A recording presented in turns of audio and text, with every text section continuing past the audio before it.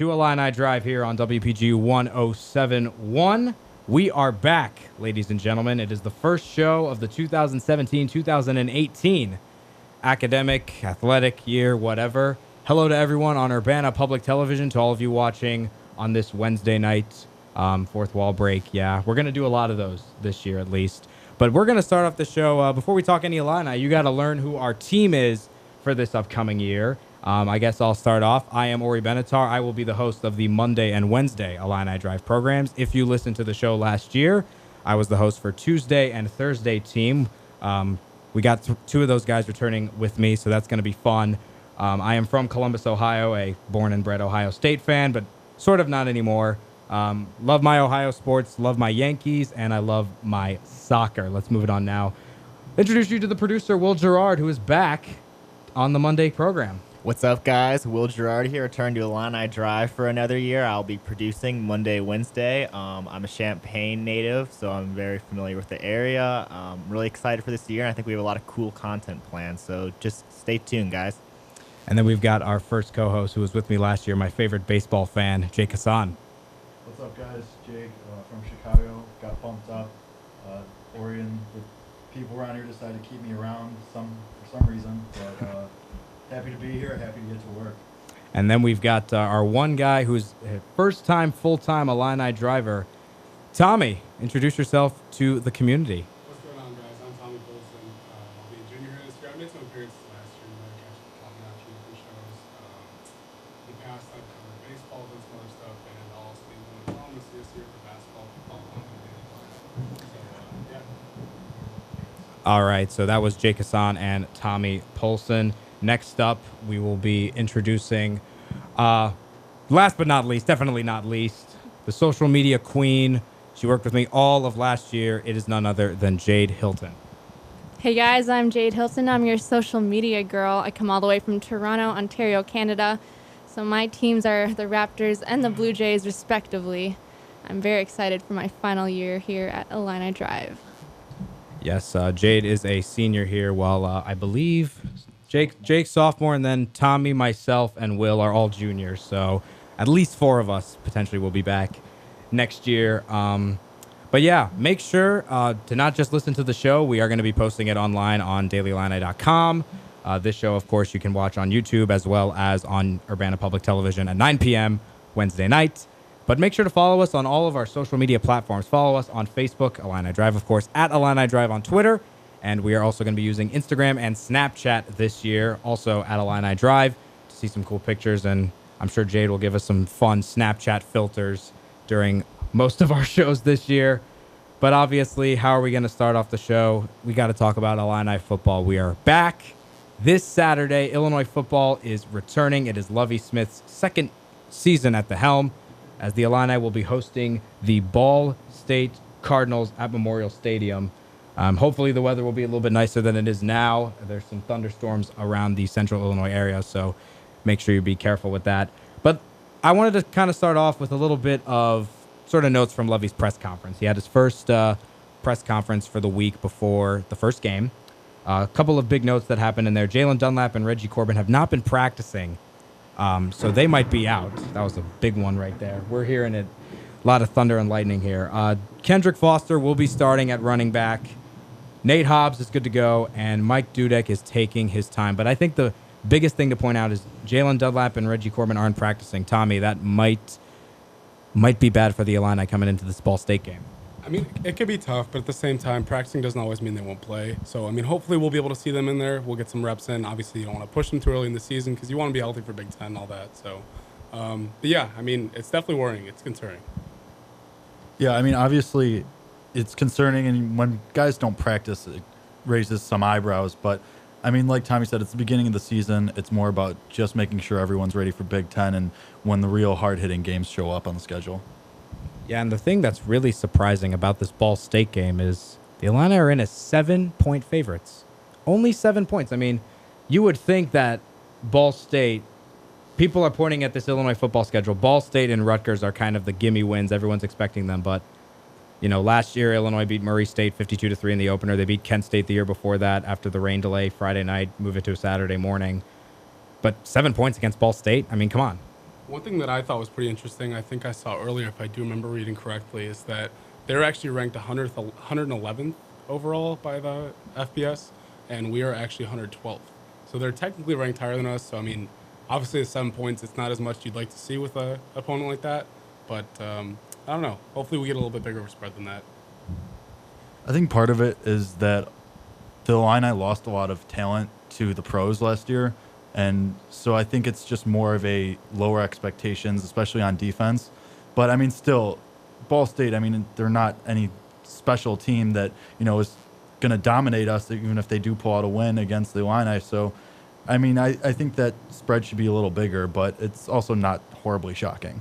I mean, do you guys see this as a dominant victory, or is this going to be a 7-point game, or is there, what are the ramifications if Illinois loses this opener against Ball State? I mean, how are the fans going to react to that? How are people going to react to Lovie Smith and his second year of improvement for this Illini program? But, I think if they lose to Ball State, that's just a disaster waiting to happen, and it might happen. Yeah, I mean, obviously you don't want to start the season on a loss, regardless of who the opponent is. But, I mean, I think most Illini fans are coming into this game against Ball State expecting a win. And if they lose, then that's going to send the wrong message to the fan base, especially with all the talk about improvements upcoming. Yeah, I mean, looking at Ball State's schedule from last year, they were only 4-8. I mean, they've played some teams like Indiana, Western Kentucky, some stuff like that. But I still see this being more than a 7-point game. I think that I'd expect us to win by at least 2 touchdowns, if not more than that. I mean, who are the key offensive players in this? Because you look at the Illini sort of offensive depth chart, and it doesn't look that bad compared to previous years. Chase Crouch is a mobile quarterback, played great in the Purdue game last year, almost came away with the victory. The Illinois defense kind of lost it for them there at the very end.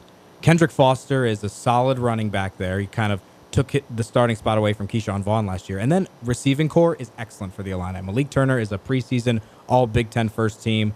They're saying he's going to be one of the best receivers in the entire Big Ten. And Mike Dudek is finally back. Every Illini fan is hoping that his ACL does not tear for a third time and that he is healthy for the entire season. Who is sort of that key offensive player that needs to have a fast start when Ball State comes to town? I mean, it's got to be Chase Crouch. He's got to establish that chemistry with Turner and the rest of the receiving core immediately, because that's where your electric plays are going to come from. That's where your home run plays are going to come from mostly. And so the fans especially are going to want to see that chemistry building early in the season. I mean, you can run the ball down their throat as much as you want, but when it comes down to it, Chase Crouch has to be able to sling it. Yeah, I completely agree with Jake. I was going to say the exact same thing. Especially with a young team like this, we have a lot of freshmen that have the potential to make a lot of snaps and make some plays. So, I mean, it'll definitely be interesting to see him get started early, especially I really want to see him. I hope to see Mike Epstein play a little bit. He's another one of those running backs that's back there, and he can catch a lot of passes, run for a lot of yards, and do a lot of things for the offense. So hopefully that works out, and we can see Chase connecting with him early. Yeah, and I mean, also worth noting, Lovey kind of pointed out today how he wants to start young. He wants to get his freshmen in. Receiving core-wise, Ricky Smalling and Carmoni Green. Green from Miami, Smalling from Chicago. Those two guys could come in and make a big impact for Illinois. I mean, who knows? If they are up big against Ball State, then get them in early. If, Illinois is up big against any other team, probably Rutgers would be the next best case scenario, then they could get some reps in and have a big impact, because you need to have more than 2 options when you're in the Big Ten receiving wise. I mean, having Dudek back is a huge, huge improvement. But Malik Turner obviously great, but Smalling and Green in there, I think if they really push themselves and Lovey gives them playing time, then they're really going to improve. And Illinois' receiving core is going to be maybe one of the best in the Big Ten West, if not the entire conference. Yeah, I mean, especially Smalling, I think, could have a really big impact on this offense. He's 6'1", 205 is what he's listed on the roster. I mean, compare that to Dudek, who's shorter and smaller weight-wise. I mean, Smalling could really have a big red zone impact, a real big touchdown impact. So he can really establish himself as a reliable target to go up and get the ball for Crouch. And then you've got 3 solid receivers for the whole passing attack. Like you were actually just mentioning with Smalling, I was thinking the exact same thing. He's a bigger receiver. And especially with Lovey's NFL history, I mean, watching him play with guys like Greg Olson before, you could totally see him being that kind of guy who goes up there, gets that ball, scores those touchdowns in the end zones. Even if he's not necessarily always the deep threat that he could be in the future, I think he could be very valuable in the red zone this year. Yeah, and defensively, I mean, moving from the offense to the defense for Illinois, the trademark of the Illini for the past couple of seasons has been their defense. They've had NFL caliber players there: Jihad Ward, Dewan Smoot, Carroll Phillips. These guys who have been just tanks on the front line. This year defensively, it's a little bit different because they've had to do a lot of replacing, but probably the best unit of defense is the back line. Jalen Dunlap is probably out for this game potentially, as he's not practicing. He kind of can get some good tackles in, guard guys who are going for routes. And then Nate Hobbs could potentially get a lot of playing time as the freshman. So is the offense or the defense better for Illinois this year? I think this might be the first time that it's the offense. I would agree with that. I think just front to bottom, it's so much deeper. I mean, there's obviously a lot of talent on both sides, but I just think that, I mean, you have so many weapons in the receiving core, the running backs.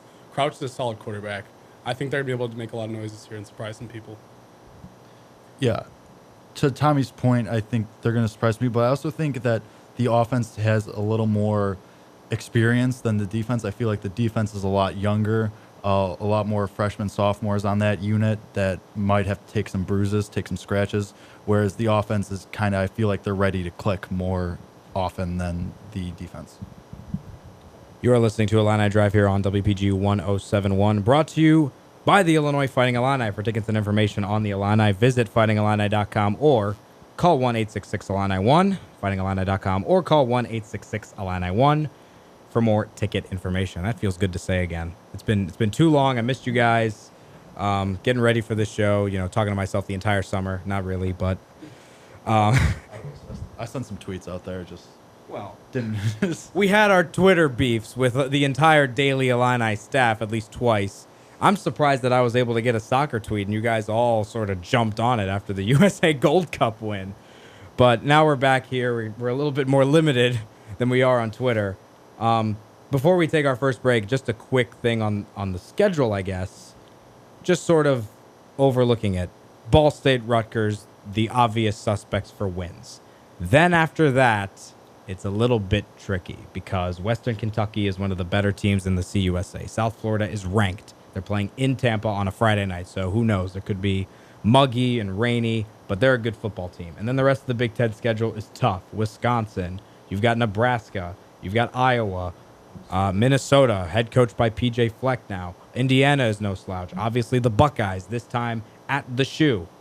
And Northwestern is coming back to Champaign to play at Memorial Stadium on Thanksgiving weekend. So that third and fourth win, which teams would you guys sort of point out and say, this game is winnable for Illinois? I think the first one that sticks out is probably going to be Indiana. That's just one that sticks out to me. Dad's Day. It's just like the event of it all. I can't really pick out like a weakness for Indiana, but it just seems like that could be something. But other than that, I mean, I can't really pick a fourth one. Like it's tough to pick.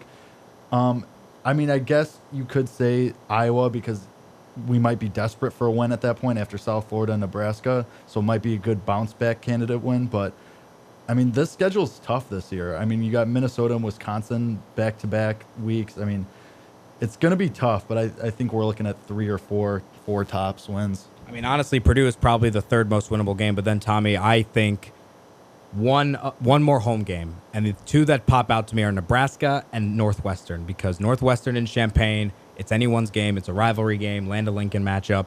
And then Nebraska, Illinois has given them a run for their money in the past. That's actually what I was thinking the whole time, was Nebraska was my pick the whole way through before Jake said anything, before you guys said anything. I mean, I just feel like they're one of those teams we always play tough. And then plus losing a guy like Westerkamp he's in the NFL now. I think he's with the Bucks, maybe. Yeah. Anyway, but I mean, Nebraska. I always think of Geronimo Elson in the end zone holding the arms out, and I don't see any reason we can't do it again. Yeah, that was one of my first Illinois football games, and that was still probably the most exciting Illinois live moment I've seen as a student here. I mean, that was an incredible, incredible game. Illinois coming back with 2 minutes left, down 14-0 or 13-0, winning it 14-13. Nebraska will be playing the Illini on a Friday night at Memorial Stadium on September the 29th. It will be the first conference game for Illinois football, as it is 6:20 here. We are going to take a quick break, but after that, we got other fall sports happening. Soccer, volleyball, and cross country are going to continue their action this week, and we'll talk about that when we return to Illini Drive here on WPGU 1071. You're watching Illini Drive on Urbana Public Television. Tune in Monday nights at 6 p.m. to listen live on WPGU 107.1. Welcome back to Illini Drive on WPGU 107.1. Orri Benatar returning with Will Gerard, Jade Hilton, Tommy Polcyn, and Jake Hasan for our first show of the year. We decided before we continue with the sports, just a quick weather update. There is a flood advisory until 9 p.m., and we've got some red cells over Champaign-Urbana. Looks like they'll be moving past as the storms are moving south east. Wind 6 miles per hour. So just stay safe when you're walking out there, and just make sure you're okay. A lot of humidity, but again, flood advisory until 9 p.m. as we return now to the sports. As we go to Illini last week, 5 games in 2 sports that took place this past weekend before all the people started moving back into campus for the really late start this year, an odd late start to school as it's already almost September. 2 soccer games last weekend. The Illini taking on Washington and Illinois State. Both losses, a 2-1 loss to the Huskies and a 2-0 loss to the Redbirds. So soccer is now 1-3 to begin the season. And then Chris Tamas made his volleyball debut as the head coach with the Fighting Illini volleyball team over in Bozeman, Montana, and got 3 victories against Gonzaga, Montana State, and Air Force, dropping only 1 set and winning 9. So volleyball is now 3-0, and that sort of brings us to the next topic on the show, which is fall sports. You got football, obviously, which is starting this upcoming Saturday, but soccer and volleyball are set to continue. You got cross country back in the mix this weekend as well. But let's start off with volleyball, which is a sport that's getting a lot of attention this year because it's Chris Tamas' first year as the head coach, the former assistant at Nebraska. The Illini are going to Louisville this upcoming weekend, taking on 3 tough teams. But then they have an incredible weekend at Huff Hall, the 8th and the 9th, taking on Stanford, the defending national champions, and Kevin Hambley's new home, the former Fighting Illini coach, and then taking on Colorado, who's also a top team. So, Tommy, how are you seeing this volleyball team this year? I mean, are they going to be as competitive as they usually are? Because last season they didn't make the tournament, which is odd now for Illinois volleyball. So how do you see Illinois volleyball doing this year? Yeah, I mean, it'd be great to see Tamas bring him back right away. I mean, obviously he's going to face some early challenges, and especially in that Stanford, who I just saw was officially named number 1 again today. So, I don't know. It'll be interesting. It's kind of a little bit early to say, but they look good so far, and I don't see any reason they can't compete. So hopefully we'll see him back in it again. Yeah, I'd have to agree that Thomas looks like he's going to bring him back. I mean, 3-0 start's good. They finished 3 games over 500 last year.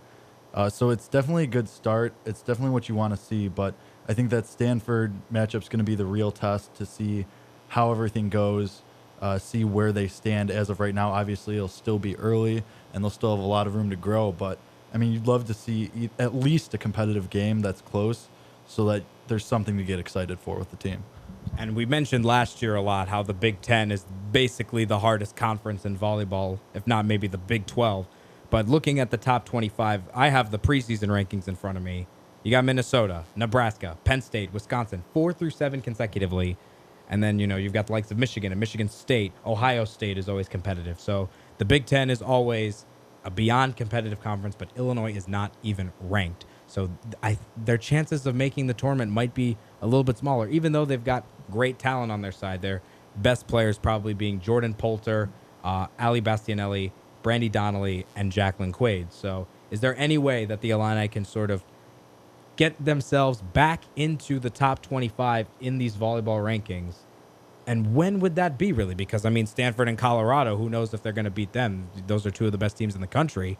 So when does volleyball maybe sort of break into the top 25? It doesn't really bother me that they're not in it yet, just because, like you said, it's so early, and I mean, it's a new coach, all that. But yeah, I mean, it's still early, like I said. I mean, they've still got a lot of talent on their team. Tamas is doing a good job so far, and it doesn't bother me that they're like really not there yet. I think they still have plenty of time to do it. Yeah, I think it'll have to start, I think, with Louisville, and I think we'll have to take some momentum from there going into Stanford and Colorado, the Pac-12.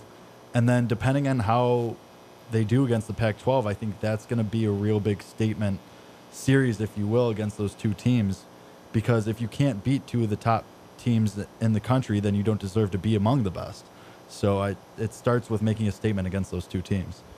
Yeah, this is, I mean, much like football, volleyball is also kind of in their own little transition period. It's a little less dire, I would say, because football is like rebuilding from 3-win seasons and Tim Beckman and 2-win seasons, whereas volleyball, you're rebuilding from Sweet 16 appearances consecutive, so many NCAA tournament and Sweet 16 appearances with Kevin Hambley's team, who took over for Don Harden, who was able to take Illinois to the national championship in the Final Four. So this is sort of a rebuilding phase for Chris Tamas. And also speaking of rebuilding, Illini soccer also sort of in a rebuilding phase. The team did not have a very good season last year, only winning about 6 games. They're not off to a fast start this year. They've lost 3 of their first 4. Their one win coming against DePaul on Sunday the 20th in a 2-1 victory, but then losses to Mizzou, Washington, and Illinois State. Is soccer going to be better than they were last year? Because they're pretty much the same team intact for the most part. They're just a little bit older, and there's some really good players in there. I mean, Alicia Barker is a solid defender there in the center. And then goal-scoring wise, you've got Patricia George, Cara Marbury, who can put it in the back of the net occasionally. Are they going to exceed 6 wins? I mean, that's the biggest question for soccer. I mean, it's tough to say. Again, I mean, I keep saying it's early, but it's still, like you said, it's a very similar team. They still play some tough competition. So if I had to guess, I'd say no. But at the same time, they still have plenty of time where they can improve. They can definitely win some games, and hopefully we'll see them do it. I don't know.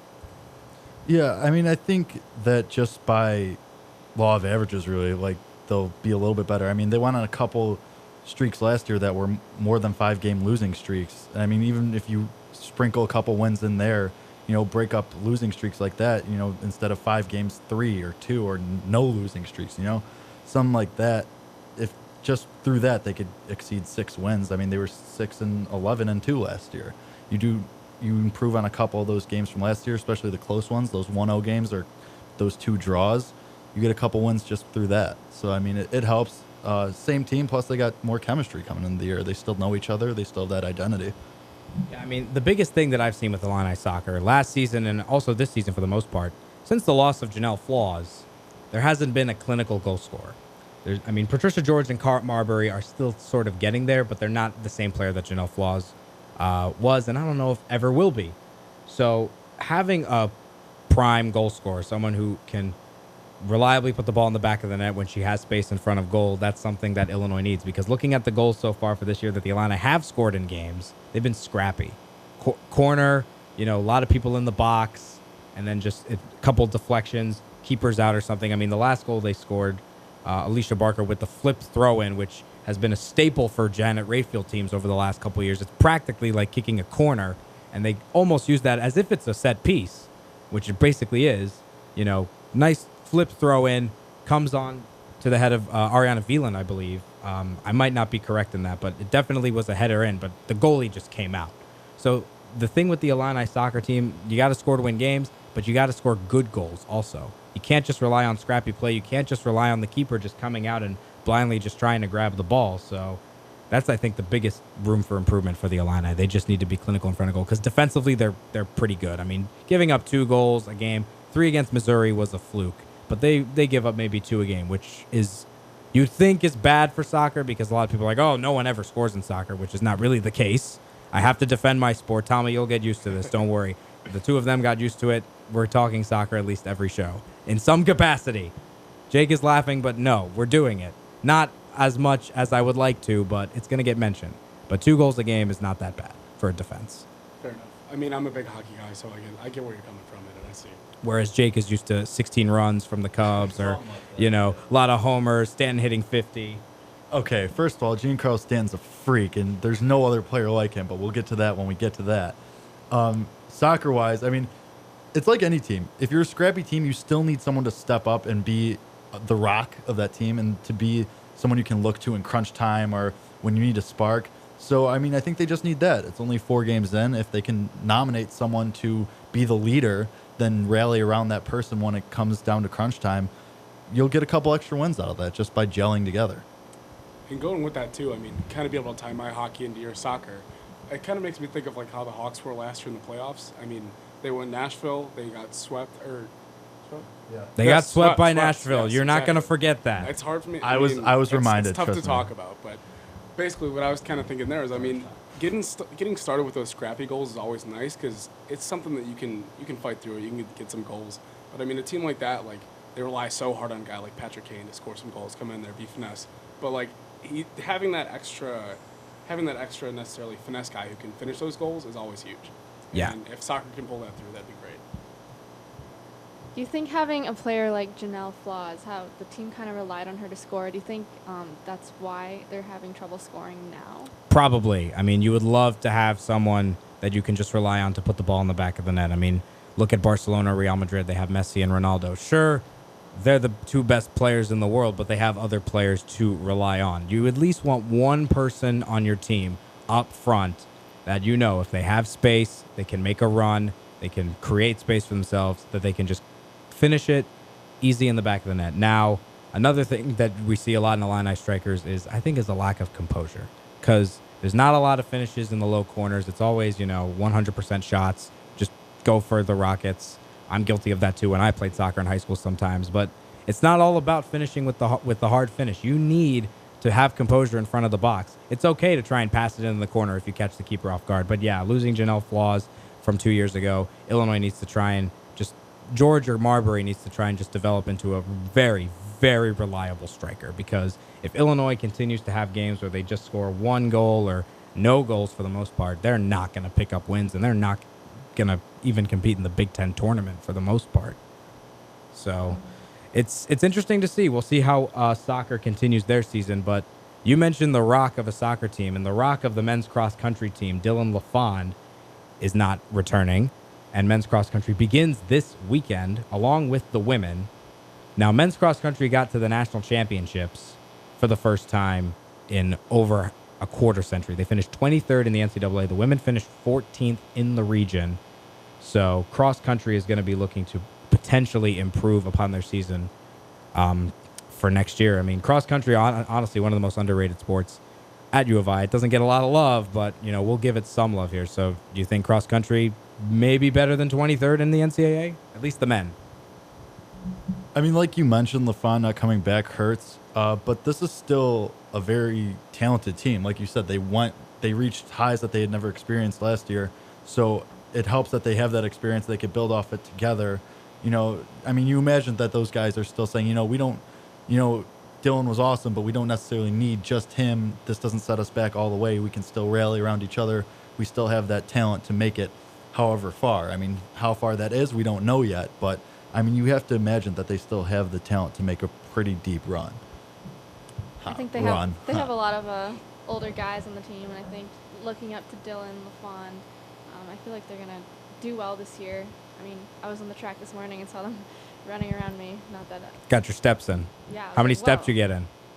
Way too many. I can't really walk right now. Yeah. But man, these guys run a lot, and I really commend any cross-country track athlete. I'm sure Tommy, it's your favorite sport, man, right? I mean, hey, I'm not necessarily a huge cross-country guy. I mean, I look like one, but... No, you don't. You need to get a little skinnier for that. No, we're hanging. But anyway, I mean, even without LaFond, I still look through the roster and see guys like Jesse Reiser, who's a former Big Ten freshman of the year, all Big Ten team. I mean, they've got a lot of guys that can still definitely compete out there, and so it's obviously a big loss, but I don't see them falling off too far.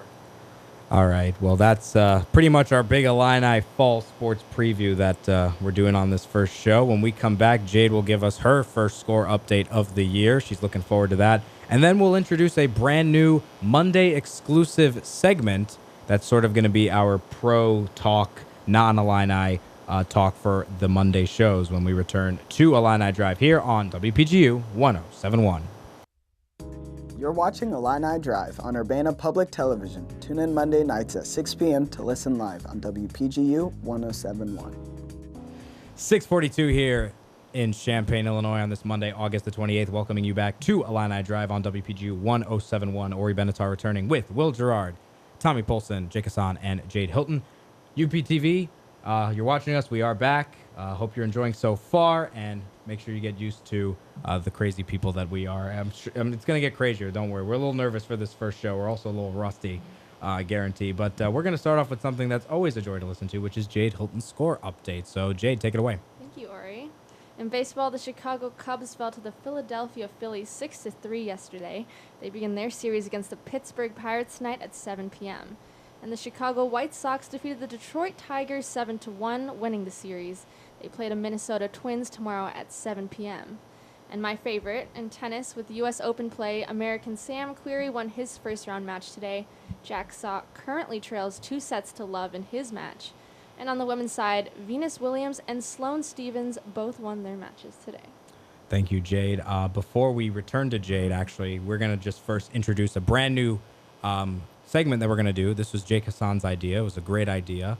Basically, every Monday, we're going to do something called Final Thoughts, where basically every single one of us is going to talk about a different sort of professional. It could be Illini based, but this will pretty much be like our professional sports segment for Monday shows exclusively, where we're all going to talk about a different topic, give insight on it. We'll ask some questions within the studio. And if you want to call in and talk about it, you can call us at 217-337-1071 or tweet us at Illini Drive, Facebook, Instagram, whatever. You can take a picture of what you want to talk about. It's up to you. So plenty of ways to interact with us, as we're going to throw it to Jade for her final thought of this Monday. Well, with the U.S. Open going on right now, and I'm really excited. But I also got to see the Rogers Cup a couple weeks ago when it came to Toronto. And I really noticed that the tennis scene is changing on the pro circuit. We're starting to see a lot of younger players coming up and winning these big tournaments and going far into these tournaments. We got Denis Shapovalov and Zverev on the men's side. We got Cici Bellis and Svitolina on the women's side. And it's really exciting to see how the world is changing. The world of tennis is changing. Yeah, I mean, there's a lot of young players up and coming through the tennis ranks. I mean, this U.S. Open in particular, no Novak Djokovic to injury. Andy Murray just retired. Sure, Sam Querrey and Jack Sock are somewhat of a future, but still, I don't see the quality of an American male tennis player to win a Grand Slam. And it's been since '03 that a male tennis player has won a Grand Slam. Do you think Querrey and Sock have that quality to give the U.S. men finally a Grand Slam champion? Honestly, I really don't. I feel like on the women's side, we have a lot more successful Americans. We got Serena Williams, Venus Williams, Yeah. Sloane Stephens. Mom Serena is going to be really, really good. And She wins Australia, no problem. Women's tennis is struggling without her, not going to lie. So we deeply miss her. But yeah, I don't know. I've been really impressed with Federer and a lot of the younger guys in the men's circuit, of course. But hopefully America can step it up. Well, for you would want Canada to step up. I mean, you want Raonic to win every Grand Slam, and if Eugenie Bouchard can ever get past the second round of a major, you would like that probably a lot too. I would, but Who knows if that's... Bouchard is like the new Wozniacki. yeah. You know, she's going to get a lot of people attention. She's going to do the modeling. She's going to do the advertisements, but she's not going to get past and win Grand Slams like Wozniacki has. She might, but she just hasn't been able to yet. Yeah. I mean, I think she has the potential if she's willing, if she wants it. At the end of the day, it's like who wants to win the tournament? Mm-hmm. And it's a battle out there. So that was the final thought from Jade Hilton. Let's move on to the final thought from our producer, Will Gerard, who we haven't heard much from today. Yeah, for a final thought here, I kind of almost want to pose a question. I know we have some resident Bears fans in the back. Is anyone excited for the Bears at all? I know we have some Trubisky boys back here, but even so, it appears Glennon's going to be starting the entire season. I mean, yeah, I'm excited for them because not like just the quarterback controversy, not even a controversy because we know John Fox's dumb brain is going to start Mike Glennon, but the defense is especially like that's where I look when I'm looking for like hope for the Bears for the future. I mean, Leonard Floyd is a monster. Like he's going to he might approach 20 sacks this year. Like, he's just that good. The defensive line, Eddie Goldman's really good. Jonathan Bullard, the third-round pick from a year ago, he's been really good. Eddie Jackson, I think, is going to be phenomenal. Finally give them a young safety for the first time in 15 years, probably. I mean, the defense is really good. The linebackers, obviously, if Trevathan and Freeman could stay on the field this year, so is be what huge. Concerns you the offense then and the lack of receivers with the depth? Yeah, especially with Kevin White is one guy I want to see on the field just to Right. see what he can actually Especially produce. with Cam Meredith going down in this last game against Tennessee. First of all, cancel the preseason. Thank you. But it's just that there's nothing really to get like that really gets you going on the offense. Like, yeah, the offensive line's awesome.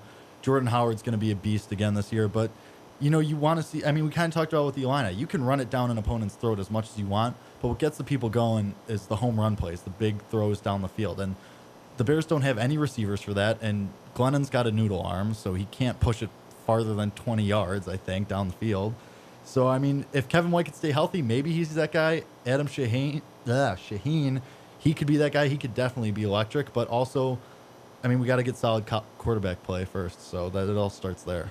I mean, I agree with Jake. Please cancel the preseason because my boy Julian Edelman, you know, Jew represent. You know, he just tore his ACL. Odell Beckham got injured during the Browns game. But I'm going to pose a question now to Will. This is something that I've been saying all summer, and I said after the season ended last year. I think I said it on the show a couple times. I'm guaranteeing that the Cleveland Browns will win more games than the Chicago Bears. Agree or disagree? Oh, wow. I don't know about that one. I'm almost offended that you'd mention the Browns Bears are in the winning same more breath than as the Bears. It's Cleveland Browns. happening. Do you have something to add over there, Tommy? Yeah, that got me. First one. See, if we're talking Mitchell Trubisky, the 10 God, is starting all 16 games out in Chicago, I don't think that's even close. I think we're winning more. But I'm a big Deshaun Kaiser boy. I love my Notre Dame Fighting Irish. I mean, I'm sorry. That's my pre-team before. I love my Illini too. But Deshaun Kaiser, I think he's going to be good.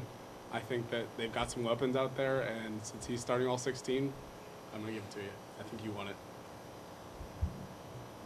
I strongly disagree with said statement about the Browns winning more games because I like the Browns. Deshaun Kaiser, yeah, everyone talks about how raw he is, though, and the Browns really don't. I mean, who's the Browns' top receiver? Barnage? Is Pryor gone? Pryor is no. Pryor is there. Pryor is still there. Terrell Pryor's on the Redskins. He is? Yes. Oh my God, I'm Maybe so not. out of it. No, Myles Garrett's our top receiver. Deshaun Kaiser throws it to Brock Osweiler. I don't know. He's We're pretty gonna win tall. more He's got that games. going for him. Yeah, but I'm sorry, Mike. You don't have a defense. Yeah, Kaiser's better than Bring Glennon. back Johnny Manziel and put him in the slot. Please, no, don't mention him ever again. Glennon, but who is Kaiser going to throw to? At least Glennon has Zach Miller and some former talent at receiver. Zach Miller's also going to play 4 games and get hurt. Right, but I mean, Adam Shaheen's probably better than Zach Yes, Miller. yes. The Browns have no receivers. Gary Barnage, really? He's like 1 billion years old. You know what? I'm just feeling it. It's our year to win 2 games. And you have no defense. We'll win like 3 or 4 games. You guys are going to win like 2. Mike Glennon's going to be the new Jay Cutler. He's not going to do well in the Don't Dolphins even either. give him that much. Yeah, I mean, you mentioned Johnny Manziel. I get to mention Jay Cutler. I think it's only fair. So, Will, thank you for getting us all heated up with that final thought about the Bears. Let's move on now to Tommy, who has a final thought about something that was way, way, way, way, way, way, way too expensive and not worth the amount of money that we purchased for it. See, I don't know. I'm okay with what I paid for it. I'm a huge McGregor fan. I can't stand Floyd Mayweather. I'm proud of Conor. You know, I think he stepped up. He kind of proved a lot of people wrong. He went 10 rounds. He landed over 100 punches. And, you know, the thing with him was he went out there and he wasn't scared to go for it. He went out there. He was throwing hooks right away. He wasn't hiding. He got Floyd to even come at him a little bit. And even though he did ultimately lose, I think it's a huge step for him. And, I mean, boxing's dead. I mean, while his effort was commendable watching that fight, it kind of felt like Mayweather was almost toying with McGregor the entire way. I mean, it seemed like he was aware that he would wear down with all those missed punches. I mean, people want to argue that, and, like, I understand where you're coming from saying that, but I see, like, people are saying, like, oh, he's toying with him. He could have won that in the first round if he wanted to. No, he couldn't have. I think that my thought on what those first 4 to 5, maybe even 6 rounds were, was he was being the experienced boxer that he is and taking all that experience that he's had from years and years of fighting and just reading it, more or less downloaded his entire game plan and just said, okay, I know what you're going to do now.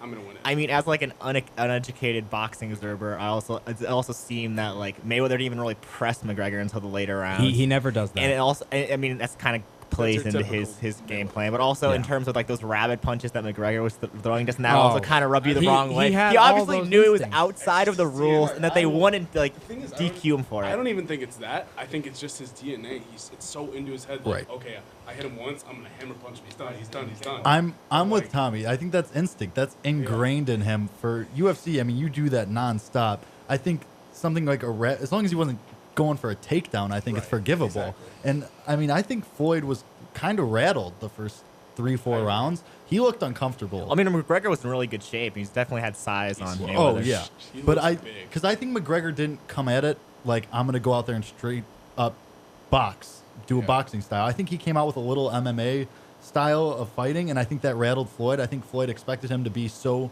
stubborn to try and just straight up box him, and he didn't go for that. So Floyd had to kind of readjust.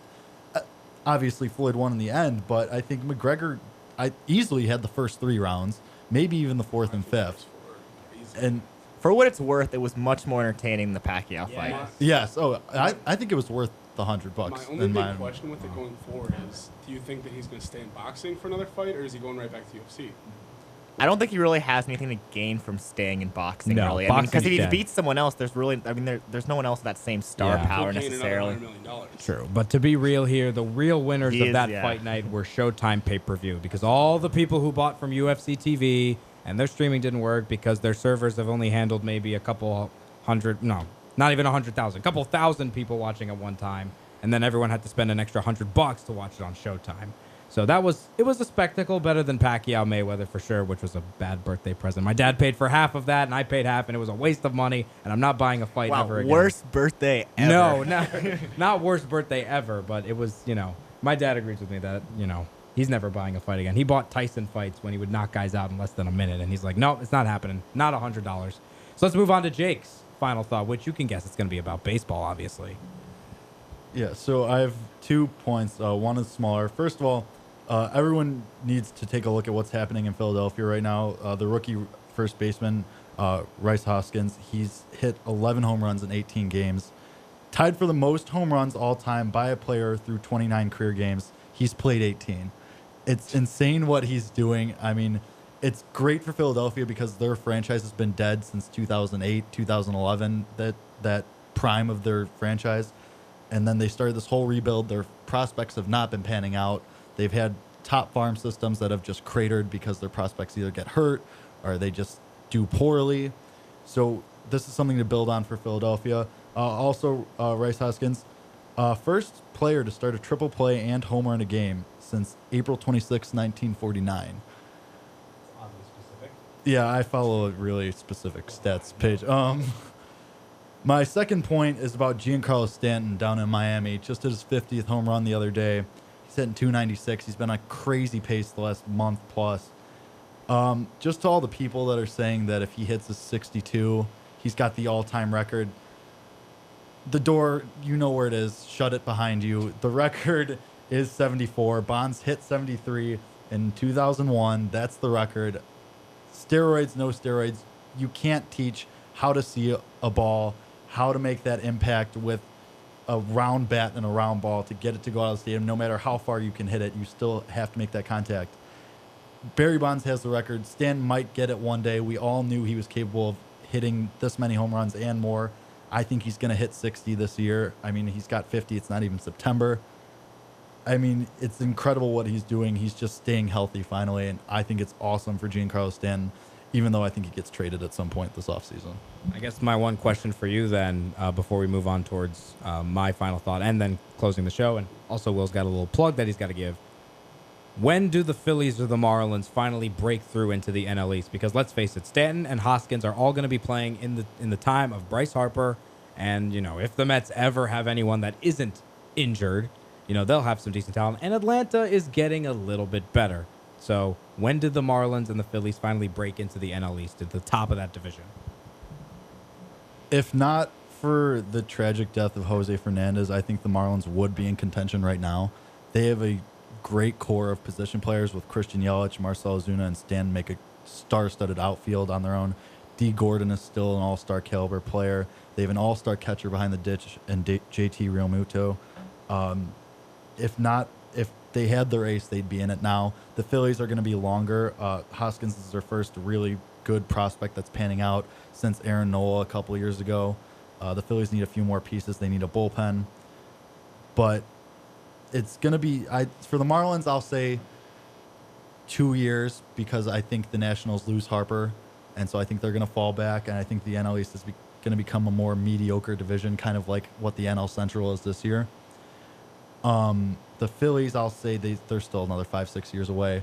The Braves are also probably in the same timeline as the Marlins. They have good pitching. They have Julio Teheran, who's an ace. Dansby Swanson and Ozzie Albies up the middle are going to be an all-star double play tandem for years to come. Freddie Freeman is a beast. He's going to win an MVP in the next couple of years. The Braves are up and coming. The Marlins are up and coming. The Phillies, 5-6 more years at least.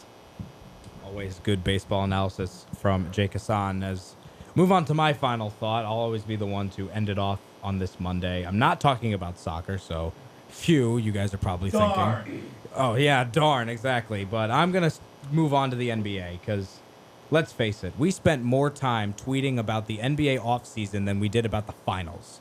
And as a Cavs fan, the finals were disappointing, but you knew it was going to happen. It was beyond predictable. I'm surprised we were able to win Game 3, but we had to score 2,000 points that game and basically shoot 80%. But I'm going to talk about how the offseason has sort of kind of ended for the most part, is this Kyrie-Isaiah trade drama. Kyrie Irving going to the Celtics, Cavs getting Isaiah Thomas, Jay Crowder, Ante Zizic, and a first-round pick from the Brooklyn Nets 2018 first-round pick. I don't know, because the Brooklyn Nets have D'Angelo Russell now. They're not going to be – they'll be one of the 3 or 4 worst teams in the East for sure, but Atlanta is going to suck.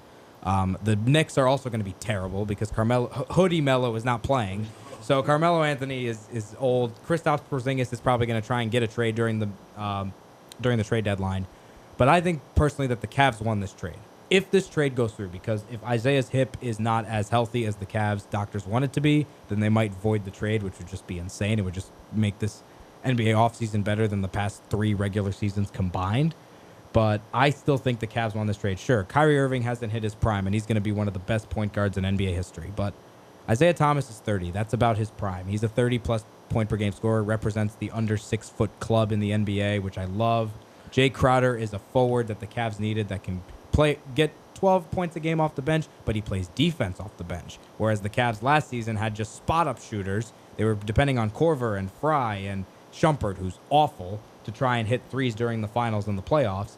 Zizic could be a solid rookie player, and then that pick is going to be huge because if Brooklyn tanks, which I don't think they will necessarily, they could get, if they do, they'll get Michael Porter Jr. or Luka Doncic potentially. But I'm under the impression that the Cavs won this trade. I think this is the best deal we could have gotten for Kyrie. I wish he wasn't going to Boston. I wish he was going to maybe Phoenix because I would love to see Phoenix succeed with Irving and Booker, but he's in Boston now, and that opening night game, if the trade does go through, is going to be intense. I think long term, you're right. It definitely gives them more depth and kind of sets them up better. But I think that the Celtics are coming out of the East this year. No. Gordon Hayward. No. They're It's gonna not. be so No. good. No. Ohio. If the Browns don't win more games than the Bears, the Cavs at least have to make the NBA Finals. I'd also At like to least. applaud the Cavs for finding a point guard that plays worse defense than Kyrie Irving. True. But he scores 30 points a game. Kyrie He's not getting No, LeBron, he didn't. though. Yeah, I know. LeBron's gonna leave after this season. No, I'm not saying that. I'm saying that. I don't wanna do this, foresee but IT putting up 30 No, again at any 20 point like the rest of his tops. career. But 20 times. the thing that I see that the Cavs are doing, they needed as many pieces as they could get currently. Because let's face it, when LeBron James leaves Cleveland for good, the Cavs are going to go back to the normal dirt that they were in this franchise history and how Cleveland sports is. Right when LeBron leaves that team.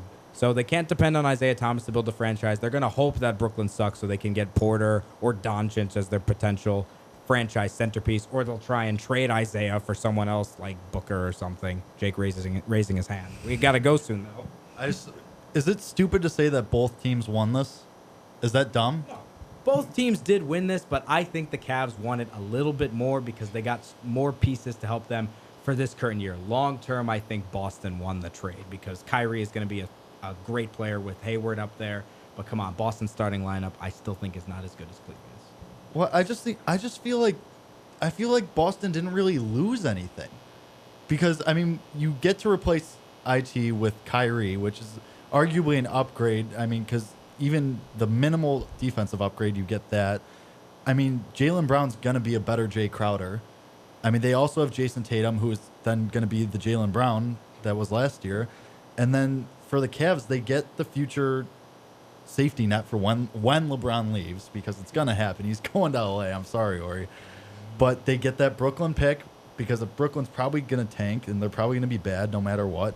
They don't have Brook Lopez anymore, no matter if they do have D'Angelo Russell, and then they get, like you said, they get that defense off the bench with Crowder.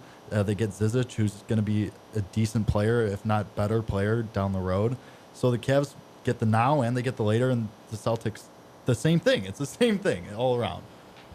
Well, that was our final thoughts for this first Illini Drive of the year. Before we go, quick plug for Rollin' Illini, which will now be airing Fridays from 6 to 7. So no more Illini Drive on Fridays. We will be airing from Monday through Thursday officially, but you can catch Ryan Wilson, our producer Will Gerard, and James Boyd on Rollin' Illini, which is a Illini-based show on the Paralympic sports, because Illinois is the best Paralympic sports school in the world, I think. So make sure to tune into that Friday from 6 to 7. Tomorrow, make sure to tune in to hear Luke Shakota, my former co-host, and his Team 2 TNT team for tomorrow, as you just listened to Illini Drive here on WPGU 107.1, brought to you by the Illinois Fighting Illini. For tickets and info on the Illini, fightingillini.com. Call 1-866-ILLINI1. For Jade Hilton, Tommy Polcyn, Jake Hasan, Will Gerard, I am Orri Benatar. Thank you for watching on UPTV, and thank you for listening today here on WPGU 107.1.